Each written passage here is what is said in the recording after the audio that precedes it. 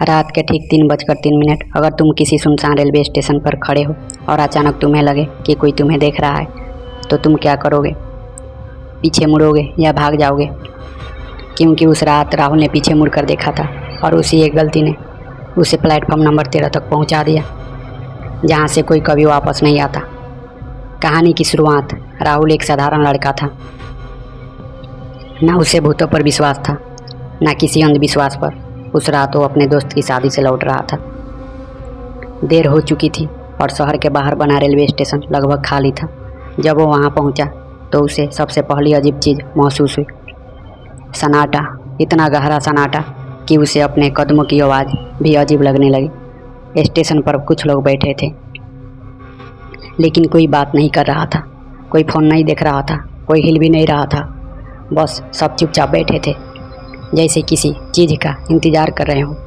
राहुल ने अपनी घड़ी देखी, 2:47। उसकी ट्रेन 2:30 की थी, लेकिन अनाउंसमेंट अब तक नहीं हुआ था। वो इंक्वायरी काउंटर पर गया। काउंटर खुला था, लेकिन वहाँ कोई नहीं था। टेबल पर एक पुरानी रजिस्टर खुली हुई थी। उसने उसे पलटा और जो उसने देखा उसके हाथ ठंडे पड़ गए। उसमें दर्ज था लास्ट एंट्री 13 पैसेंजर प्लेटफॉर्म 13 और मिसिंग। राहुल हंस पड़ा।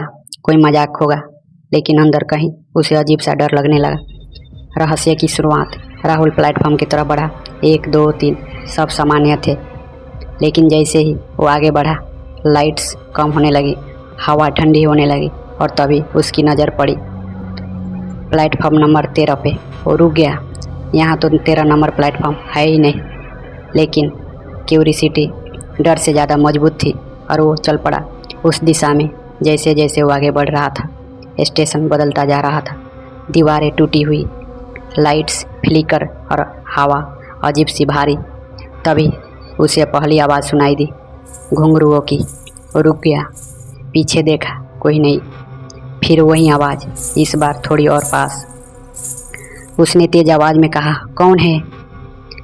कोई जवाब नहीं, बस घुंघरुओं की आवाज़ और करीब। Platform number 13। आखिरकार वो उस जगह पहुंच चुका जहां बोर्ड लगा था प्लेटफॉर्म नंबर 13, लेकिन ये प्लेटफॉर्म जिंदा लोगों का नहीं लग रहा था। पटरी जंग लगी, दीवारें काली और चारों तरफ एक अजीब सी गंध। तभी लाउड स्पीकर अपने आप चालू हुआ। प्लेटफॉर्म नंबर 13 पर आने वाली ट्रेन अपने अंतिम सफ़र पर है। राहुल के शरीर में सिहरन दौड़ गई। उसने पीछे जाने की सोची, लेकिन अब रास्ता गायब हो चुका था। ट्रेन का आगमन। दूर धुंध के बीच से एक ट्रेन दिखाई दी। धीरे धीरे वो पास आने लगी, लेकिन उसमें कोई आवाज़ नहीं थी, न इंजन की न पहियों की। दरवाजे अपने आप खुल गए और अंदर लोग बैठे थे। ट्रेन के अंदर राहुल डरते डरते अंदर गया। सब लोग चुप थे, उनके चेहरे झुके हुए, जैसे कोई भी उसे देखना नहीं चाहता। जैसे ही वो बैठा, सभी ने एक साथ सिर उठाया। उनकी आंखें पूरी काली थी। राहुल का दिल ज़ोर ज़ोर से धड़कने लगा।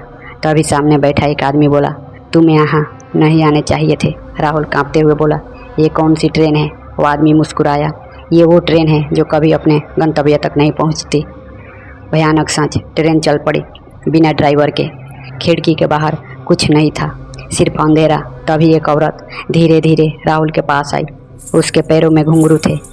वो झुककर उसके कान में फुसफुसाई, जो इस ट्रेन में चढ़ता है वो कभी वापस नहीं जाता। राहुल चिल्लाया, भागने लगा, लेकिन हर दरवाज़ा उसे उसी जगह वापस ले आता। अचानक ट्रेन रुक गई। दरवाज़ा खुला। बाहर एक टूटा हुआ स्टेशन था, जहाँ लिखा था अंतिम ठिकाना। सभी यात्री उतरने लगे। राहुल को भी खींच लिया गया।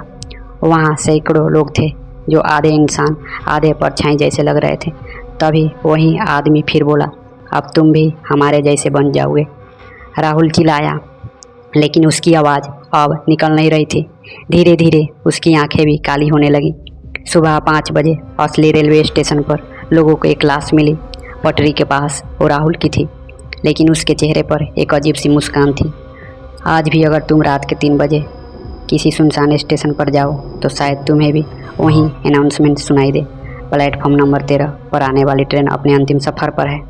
और अगर तुम्हें वो प्लेटफॉर्म दिख जाए तो समझ लेना तुम्हारा टिकट कट चुका है। अगर तुम होते राहुल की जगह तो क्या करते? ट्रेन में चढ़ते या भाग जाते? इस कहानी के बारे में अपनी राय देना ना भूलें। मैं फिर लौटूंगा ऐसी ही कहानी के साथ। तब तक अपना ख्याल रखें। धन्यवाद।